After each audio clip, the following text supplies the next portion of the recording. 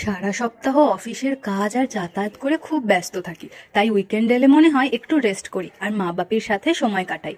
আমি উইকেন্ডে ছুটি পেলেও মায়ের তো আর সেই ফুরসত নেই, তাই ডিসাইড করেছিলাম আজকের ডিনারটা বাইরেই করব। একসাথে টাইম কাটানো হবে আর মাও একটু ছুটি পেয়ে যাবে। চলে গেছিলাম ডানকুনির দাওয়াত দ্য বিরিয়ানি কিং নামে এই রেস্টুরেন্টে। ভিতরের অ্যাম্বিয়েন্সটা ছিল বেশ সুন্দর, আর যত রাত বাড়ছিল ভিড়টা ততই বেশি হতে লাগলো।